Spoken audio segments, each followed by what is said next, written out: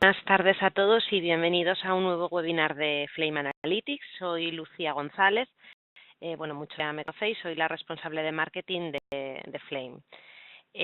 Hoy nos planteamos algunas preguntas en este webinar, como qué tipo de consumidores somos, si somos irracionales o por el contrario somos racionales, si somos impulsivos y en concreto cómo somos a la hora de comprar un coche, cómo actuamos, ¿vale? Entonces, Carmen Cía de Zúñiga, que es nuestra invitada de hoy, va a responder a todas estas preguntas y va a analizar precisamente esta dicotomía, pues datos versus deseos, que se da a la hora de adquirir un nuevo vehículo. Buenas tardes, Carmen, ¿qué tal? Buenas tardes, Lucía. Lo primero, darte las gracias a ti y a Flame Analytics por contar conmigo.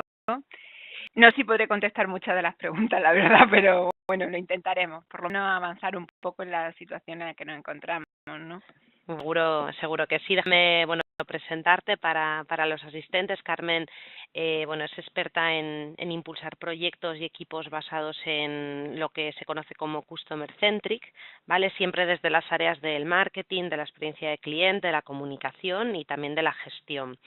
Ella trabaja siempre pues impulsando la transformación digital de las empresas y siempre ubicando al cliente en ese centro, ¿no? En el punto de mira de las empresas, pues para construir relaciones marca consumidor. Y bueno, de hecho, una constante en su trayectoria, ha sido siempre el contacto con el cliente desde las diferentes áreas que ella ha trabajado, pues que ha estado trabajando en comunicación, atención al cliente, marketing y gestión, como os comentaba anteriormente. El seminario de hoy, que va a durar una media hora aproximadamente, va a tener 5 partes, 5 módulos.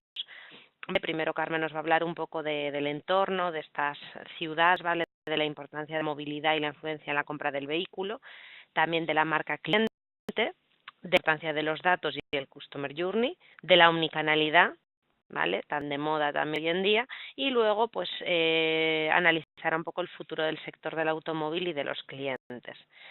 No me lo más, os dejo con Carmen. Os recuerdo que tenéis a vuestra disposición chat para ver las dudas o los comentarios que tengáis y que luego Carmen y yo pues responderemos una vez finalice la charla. Así que nada, Carmen, todo tuyo. Bueno, muchas gracias, Lucía. Bueno, pues después de esta presentación yo quería un poco empezar por un anuncio que a mí significó muchísimo en su momento, que fue el anuncio de Retevisión en el año 1998, sobre todo porque significó el salir de la cabina de José Luis López, de como el monopolio se había acabado. Para mí es muy importante que el saber si el monopolio se había acabado, porque empezamos todos a un montón de publicidad con respecto a los diferentes móviles y el avance de los smartphones. Yo creo que se produjo gracias a esa salida de la cabina de teléfono. Creo que es muy representativo este anuncio en el día de hoy con respecto al sector de la automoción, porque he puesto anuncios muy representativos de BMW porque creo que ellos han sabido influirnos, como en el año 2001 BMW lanzaba esta campaña de publicidad, que quiero que veáis, que dura muy poquito,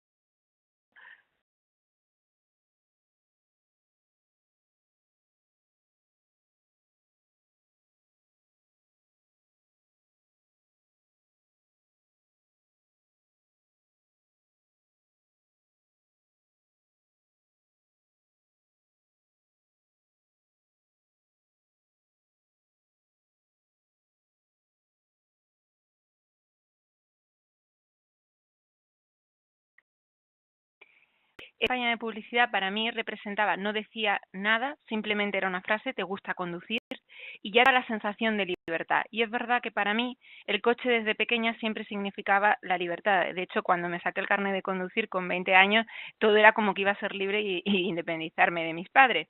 Y eso es lo que para mí representó en ese momento este anuncio. Pero justo en el año 2017, Mini, que también es de la casa BMW, crea este anuncio.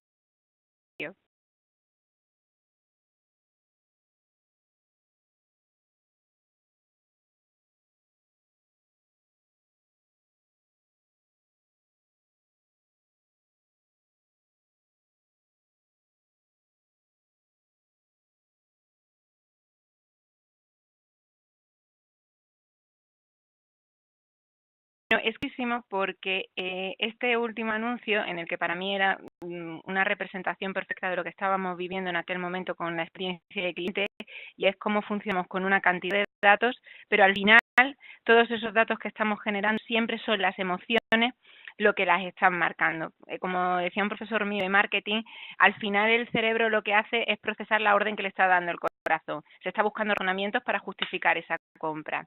De hecho, es muy curioso porque hoy precisamente estaba ahora mismo hace 3 minutos viendo Twitter y estaba Toyota haciendo una campaña de híbrido y la solución era lo mismo, no te será la culpa porque la parte, el hemisferio derecho y el hemisferio izquierdo se ven por primera vez, ¿no? Pues en base a quizás a este anuncio es en lo que yo baso mi presentación, ¿no? Estos nuevos escenarios. Vale, los dos escenarios que ahora mismo se están planteando, y esta es mi opinión quizás personal, es un coche te da la libertad de movimiento, no depender de nadie, puedes ir del sitio donde estás al sitio que desees, pero claro, sería la emoción, pero la parte racional nos dice que coger hoy en día el coche nos lleva muchísimo tiempo. Ya veremos una serie de datos que he ido sacando del tiempo que invertimos en el coche, el espacio, es decir, ¿dónde vamos a guardar un coche? Por familia estamos teniendo entre 1 y 2 coches. Eso al final, por precio, no podemos tener casas en el centro de las ciudades con 2 plazas de garaje por el precio. Tampoco hay aparcamiento suficiente para todos esos coches. Con lo cual, nos estamos en la dicotomía de qué queremos, ser más libres con el coche y poder trasladarnos a todo sitio, o realmente nos está esclavizando. Vale, ¿en qué entorno nos estamos moviendo hoy en día? Empezamos siempre hablando del entorno, me gusta siempre ver a la fuente, de dónde venimos y qué es lo importante del sector. Es verdad, el coche apareció en el siglo XIX, pero lo importante del coche son la rueda. ¿Por qué? Porque la rueda consistió en una consecuencia cognitiva. El hombre consiguió que todo lo que era imposible era posible.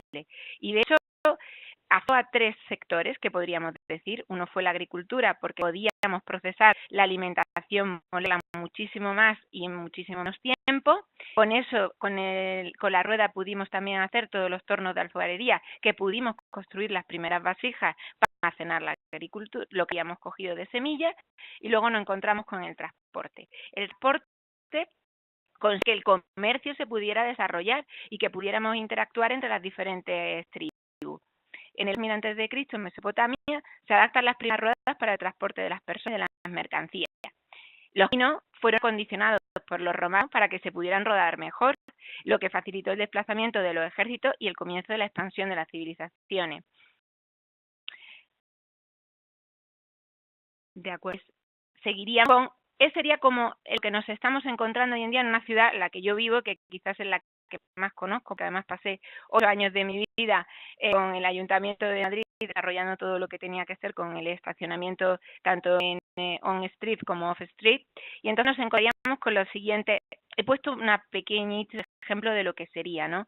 Nos encontramos con el transporte individual, que hoy en día sería pues una persona que anda, porque también se está moviendo, una moto, el coche, por supuesto, la bicicleta y el motopatín, que está siendo revolucionario aquí en Madrid.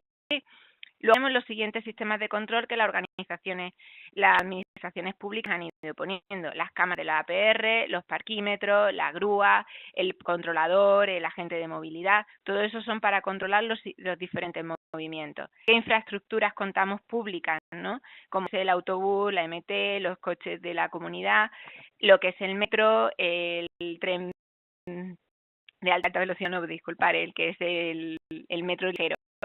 Luego, el problema que nos encontramos, y es una situación, es el aparcamiento, que es tanto on-street, off-street, y que el ayuntamiento tuvo que regular, porque no solo el Ayuntamiento de Madrid haya tenido que hacerlo en el siglo XX y siglo XXI, sino que ya en plena Edad Media, en la parte de la Puerta del Sol, ya existieron primeras ordenanzas. Lo que tendríamos, ¿qué necesidades de inversión en infraestructura de transporte a los recursos disponibles por las administraciones? Esto es una de las cosas primero que nos tenemos que plantear. Podemos seguir aumentando los accesos a las ciudades, seguir creando radiales, pero ¿esa es la solución? Me creo. La está cambiando y las expectativas de los ciudadanos son cada vez más exigentes. Es de verdad, cada vez necesitamos llegar a tiempo, queremos trasladarnos.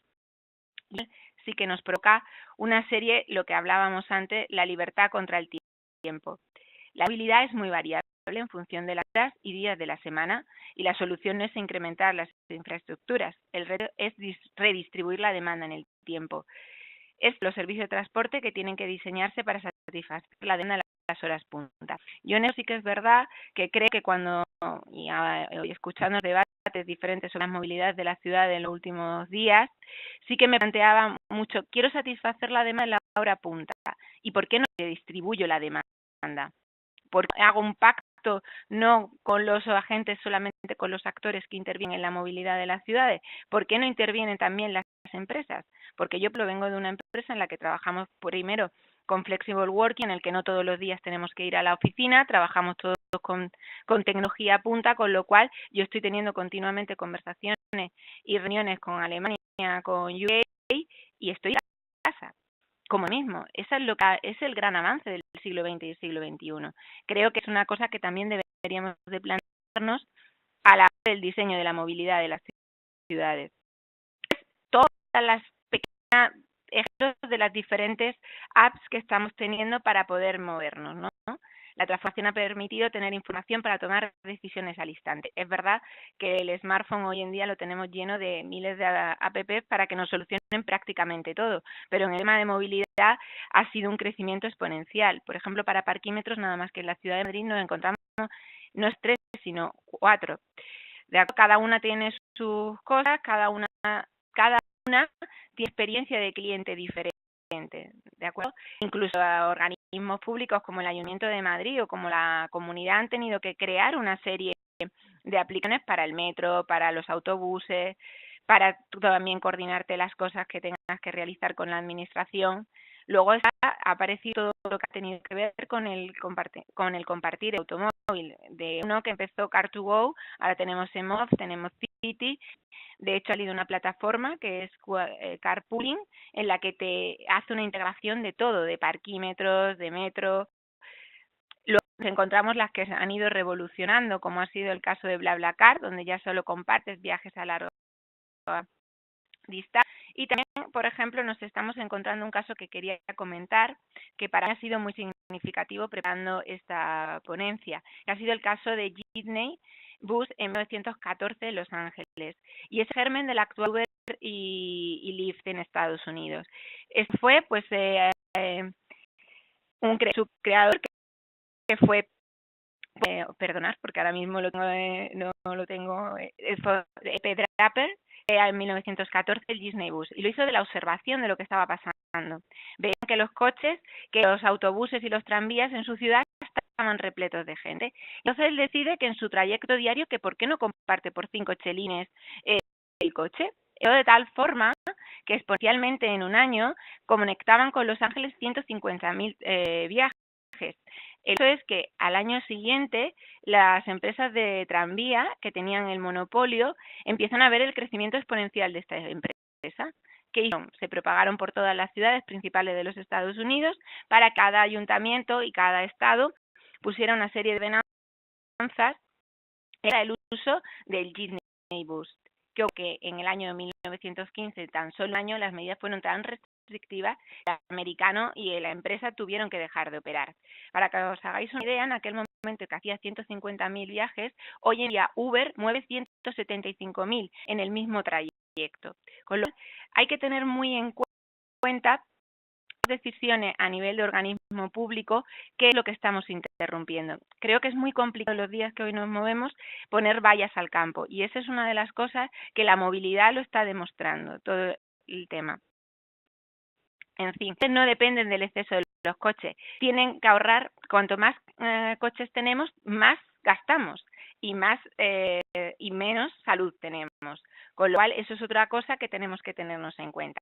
En el futuro, las metrópolis manejarán el 60% del Producto Interior Bruto y han que tener estructuras similares a un Estado.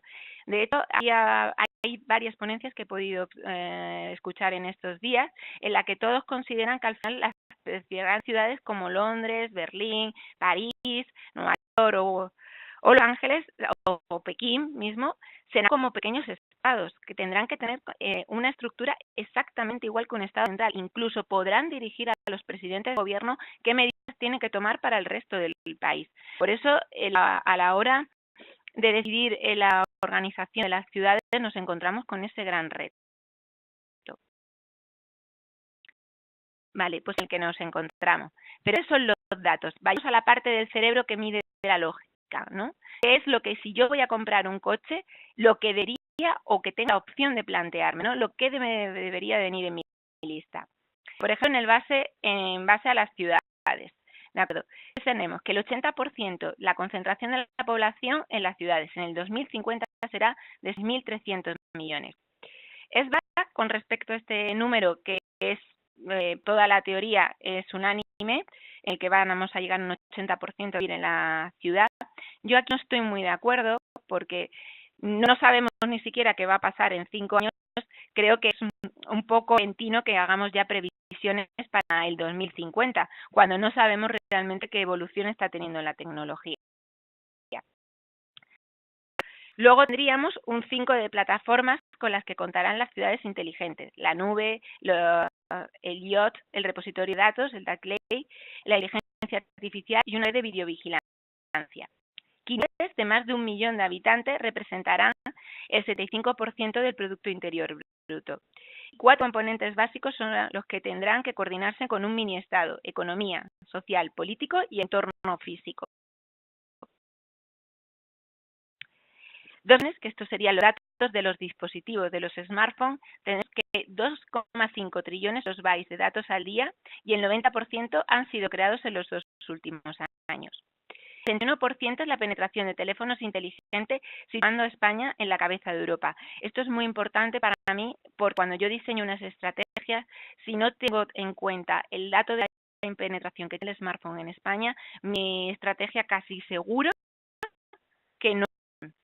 Luego es la media de dispositivos que tiene un consumidor español, con lo cual ahí tendremos que hablar mucho del tema del responsive.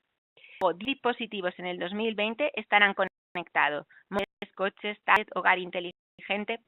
El 5G ha presentado recientemente el Wi-Fi 6, que ayuda a crear experiencias inmersivas y conexiones con los miles de millones de objetos. 20 millones de vehículos conectados en el mundo. En el 2020 serán 220.000 millones. ¿Qué gráfico? Tenemos 42 horas a los madrileños en un atasco. Ayer precisamente oí que es casi una semana, que eran 142 horas. Yo he sacado este dato del INRIX Global Traffic Scorecard del 2017. En ese informe en concreto, Londres tenía 74 horas, París 69 y 40 en Viena al año. 4 millones de personas en el mundo mueren en un accidente de tráfico. 1,3 millones de accidentes de chapa en el 2018.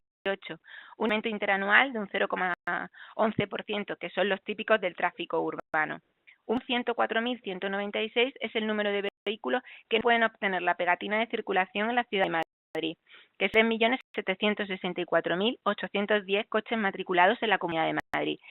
Esto es bastante importante debido también, y a la industria del automóvil le interesa muy bien el tema del plan Renove, porque tenemos claro que el parque móvil que en España se nos presenta es un parque antiguo. 3 años es la media antigüedad del parque móvil en España. Deja de incrementarse, siendo las comunidades de Ceuta y Melilla las que tienen los coches más antiguos. La previsión es que en el 2025 el 43,4% del parque tendrán 16 años, siendo un problema nacional de primer orden, según la versión de Faconauto. 1.321.438 es el número de vehículos matriculados en el 2018. Ha sido un 7% más que en el 2017. En los primeros meses del 2019 eleva a 7% el descenso del mercado español. De todas formas, luego quiero enseñaros una gráfica bastante interesante sobre lo que está ocurriendo en la demanda ahora mismo en España, aunque se ha producido en todo el mercado europeo esta caída, ¿de acuerdo? 125.000 son el número de vehículos eléctricos puros e híbridos, que incrementa de un 85% en Europa. En ella necesitamos incorporar 300.000 para lograr los objetivos de reducción de gases para el 2030. Tenemos que tener 11.000 electrolineras de rápidas o semirrápidas, para que en el 2020 en la actualidad son casi inexistentes. 30% del espacio que dedicamos de nuestro sitio se sitúa para el almacenamiento. El 96% del tiempo nuestro vehículo está inactivo. Con el consumidor, ¿qué pasa con la experiencia de cliente? El 87% de los clientes potenciales confían en la búsqueda online para informarse sobre un coche nuevo. La web fabricante recibe 1,2 millones de visitas de clientes potenciales, pero solo un 1% concierta la cita posterior. El 52% de usuarios preferiría usar un coche autónomo en el 2024 y los autores valoran que el consumo eficiente de combustible con la reducción de emisiones y ahorro de tiempo y paga un 20% más que por uno convencional. 70% en la valoración de las marcas se debe a los atributos del coche y el de recomendación de las marcas es de un 32 puntos. 10 al día las que se dan en un concesionario y se ha recortado un 62% en el periodo comprendido entre el 2007 y el 2018, con lo que 1,59 confía en la opinión de personas en su entorno. 5 son los puntos de media del BEI que tiene el sector del automóvil y es el sector mejor valorado en la experiencia de cliente por delante del sector hotelero o de moda. Para mí, todos estos datos son muy interesantes, sobre todo si fueran lógicos como pensamos y que no los planteáramos todos en la decisión de compra, ¿de acuerdo? Pero ¿cuál es la situación en la que están viviendo las marcas? Que quizás es una parte que para mí ha sido muy interesante. Tenemos aquí a Future Beyond Traffic Greenlog. ¿Qué pasaría si todo lo que hacemos es vender más autos y camiones? Dice Bill Ford, que es el bisnieto de Henry Ford. Pero antes de empezar un poco a hablar de cómo es las marcas, para mí, como os decía antes, me encanta siempre retomar la antigüedad y ver qué es lo que ha pasado. Es muy curioso que ya Leonardo da Vinci, en el siglo XVI, es donde tiene los primeros coches autopropulsados, sin tener que ser propulsados por animales movidos. Pero hasta el siglo XIX, cuando son 3 años después, cuando tenemos los diferentes, lo que es la generación de los inventos, podemos decir. Con Frank Seiberling, que en el 1898 crea la empresa Goodyear, que le pone ese nombre por Charles Goodyear, que en el 1854, con un error, empieza la vulcanización del caucho. La rueda es uno de los elementos fundamentales de un automóvil. Luego tenemos a que en 1886 impulsa el primer motor de combustión interna, que es un hecho sin parangón, y luego está Henry Ford, que no solo que tuvo 161 patentes, sino que es el que inaugura el proceso de producción en cadena, la masificación, podríamos decir, entre comillas, de los coches. Es importante ver que durante 3 siglos seguíamos dependiendo de la energía animal. A la hora del posicionamiento de las marcas, hace más de 30 años hablábamos de productos y servicios como un proceso en el que el consumidor está incluido más allá de la mera funcionalidad, concreta y limitada al uso del producto. No teníamos en cuenta al cliente. Es verdad que las marcas generábamos un producto, casi todos los esfuerzos lo hemos basado en tener un producto muy bueno, pero no olvidábamos de lo que estaba diciendo el cliente. No era una relación bilateral, era unilateral. Yo hacía una campaña y lo que viniera al concesionario, bienvenido, pero no teníamos una repercusión. Sociales ha generado tribus de consumidores en los que tenemos los love mark, en el que van a defender una marca 100% en las redes sociales, los que van a ser los que atraen a otros que se sientan identificados con esos valores. La teoría mantiene que las personas son libres e independientes de sentir pasión por un objeto o por un tema. Esas son todas las marcas que en un principio, por ejemplo, vemos a Mini o Mercedes o Volkswagen y Fiat, pues no competían nada más que entre ellas, pero la situación que actualmente nos estamos encontrando es que ahora están compitiendo con Uber, compiten con BlaBlaCar, con Alsa, con Renfe, con Iberia. Al final, todos ellos lo que están buscando es ofrecernos la mejor experiencia posible para que nos decantemos por ello. Y de hecho, un ejemplo muy significativo para mí, para que os hagáis una idea, es Uber, que Uber tiene en Twitter 992.000 seguidores, pero una Iberia que tiene 50.800. Creo que eso ya nos indica la situación en la que están viviendo las marcas. Porque, por ejemplo, la marca Volkswagen tiene 157.000. ¿De acuerdo?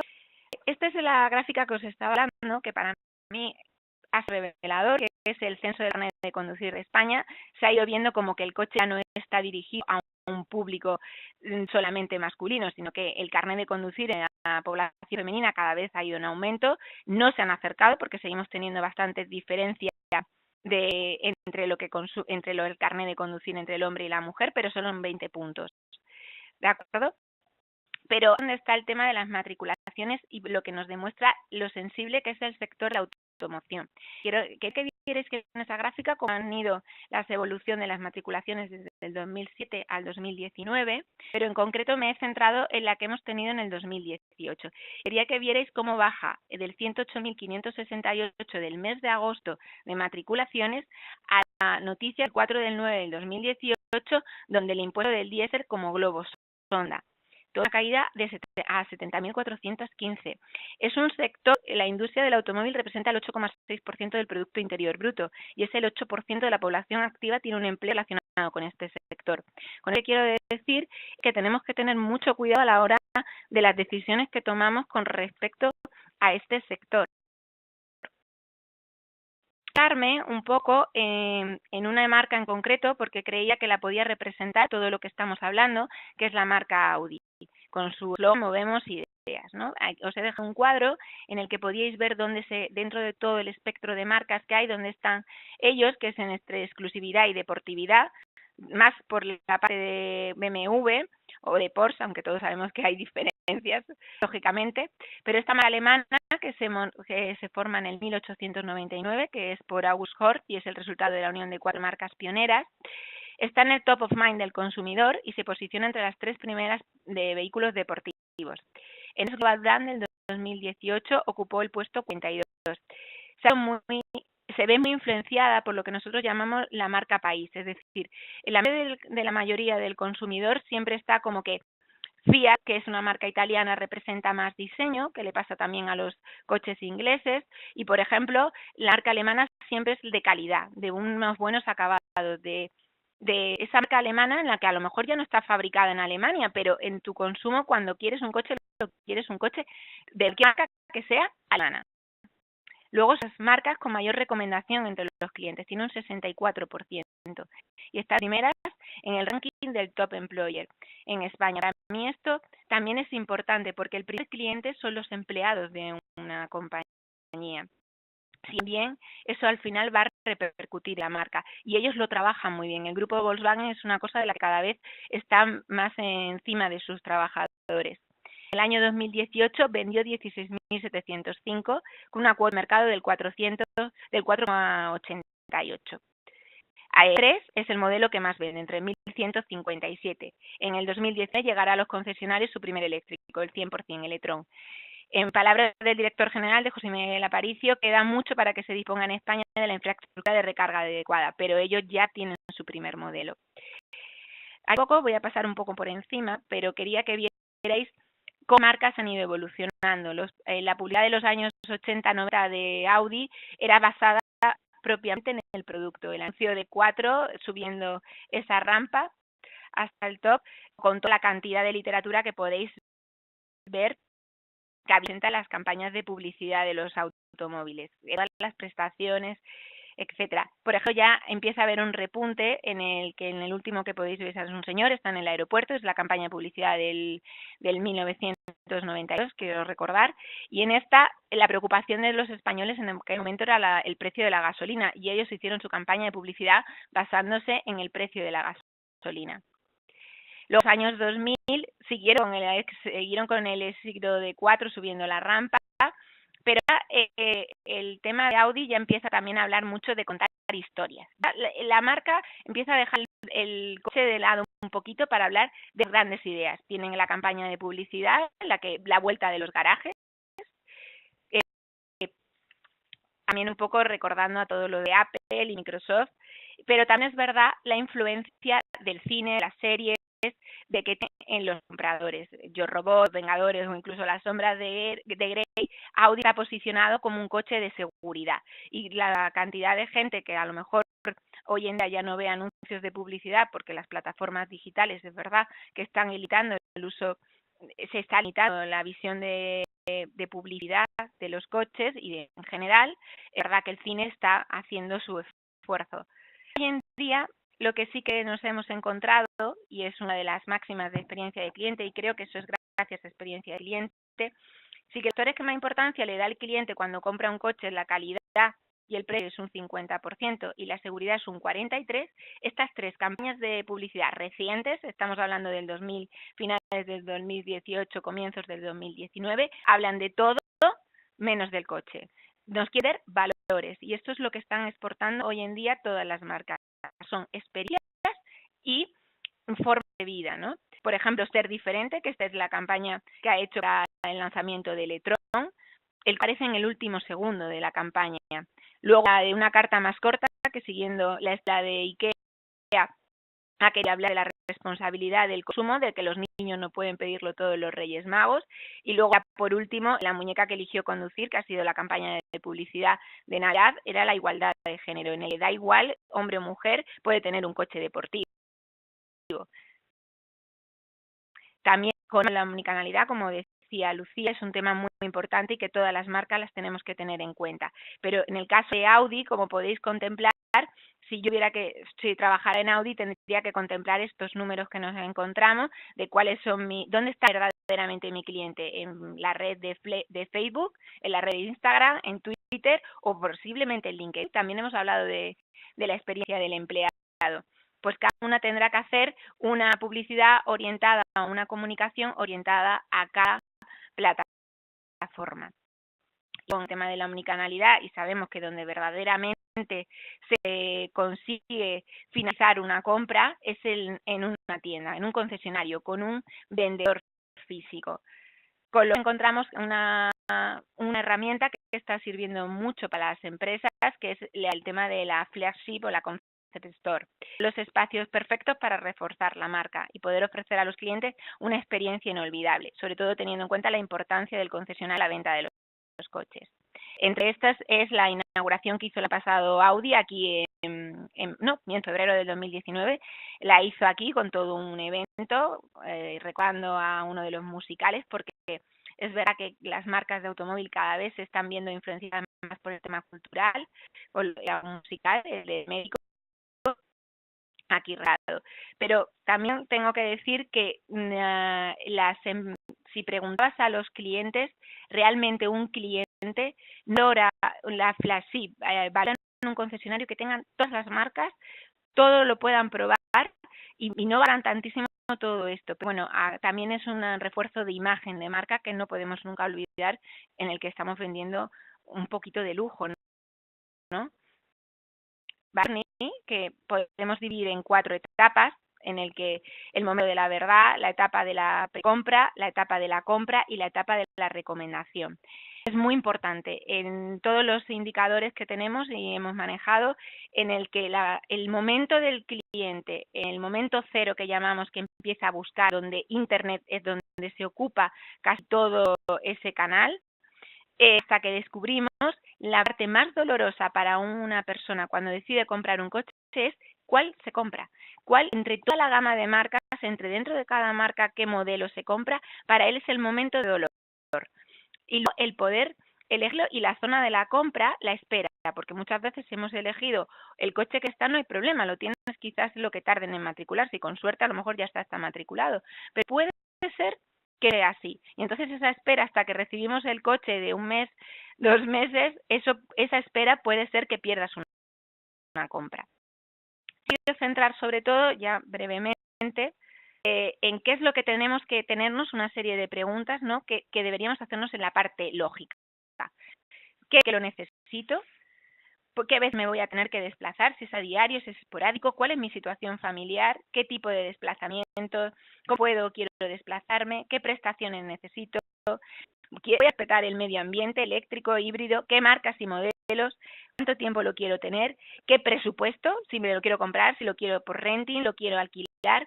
El centro de la experiencia, como os he dicho, es la compra del coche. Los atributos que son la decisión son la calidad, el precio, la fiabilidad y la garantía. Una que es lógica, el proceso de decisión es largo porque ha recopilado muchísima información. La recomendación a las personas cercanas son muy importantes y el caso es importante para decidir la marca, el 66%. El momento de confirmación de la decisión es el que más expectativas genera. Y para él es muy importante el servicio técnico. técnico. Y la parte, brevemente, porque además es que tienen pocas preguntas que hacerse, es el emocional. Es quiero un coche, me plantear si lo quiero nuevo o de segunda mano y el presupuesto que manejo. Aquí he querido poneros también una foto porque Toyota, por ejemplo, para salir en esa película, que emocional va a valorar muchísimo. En mi caso, esa ocurrió en parte así al principio, la parte emocional de que te sientas identificado con un personaje, con una película, e influye. ¿Qué van ellos? Pues ellos valoran los valores añadidos, como puede ser la conectividad o nuevas opciones de propiedad. Son fieles a la marca y, al igual los racionales, uno de los momentos de mayor conexión es el olor a lo nuevo. Esto es muy relacionado con el neuromarketing. El diseño del vehículo o el recuerdo de motivos son importantes en la valoración. El corazón intentará convencer al cerebro rápidamente. Para un mark, las redes sociales son el acto del engagement con la marca. Aquí las NPS, las marcas que han sido las top ventas, ¿vale? Los NPS que han tenido mayor rendimiento han sido BMW, Mercedes, Toyota y Volkswagen. Y en cambio, en las ventas del año pasado, los top ventas fueron Renault, Opel, Peugeot, Volkswagen y Seat. Las peor fueron valoradas por el consumidor fueron Citroën, Renault, Peugeot y Opel, y las marcas que han visto reducidas sus ventas en el año 2018 fueron Bar, Infiniti, Porsche, Subaru y Alfa Romeo. De hecho, la consecuencia de la baja de las marcas, por ejemplo, en Infiniti ha podido operar en el mercado europeo. Pero ya con esto estamos concluyendo. Yo lo he querido recoger en estas 6. El entorno, escoger qué queremos, si tiempo, libertad, el entorno en el que los expertos van cómo será la ciudad del futuro, pero realmente yo creo que no sabemos cuál van a ser las edades ni siquiera de dentro de 5 años, los datos que son importantes para todos nosotros, tanto administraciones como sector privado, son muy importantes para las iniciativas que queremos desarrollar. El PICAR, que es antes de alcanzar el PICAR deben renovarse, las empresas tienen el horizonte en el que se le presentan a las empresas de la automoción, el PICAR, y creo que tienen que renovarse, en mi opinión, esta es muy personal, creo que al igual que le pasó a Nintendo, tienen que buscar los océanos azules y buscar su Wii, y para sobrevivir sobre todo tendrán que buscar cosas diferentes al coche solamente, que para que no le pase pues como le pudo pasar en su momento a Canon o a Nokia. Luego, partir los nuevos segmentos que están tomando las decisiones de los millennials prefieren experiencia, no tienen inconvenientes en compartir productos. Las generaciones en las que el coche no está en sus básicos y no tiene una carga emocional. Y es individual, el que debe empezar desde dentro, tanto de las personas de forma individual como las organizaciones como entidades públicas para poder alcanzar un cambio global. Pues hasta aquí ya toda la presentación. Si he ido muy deprisa al final, que os haya ayudado en algo a dislumbrarlo.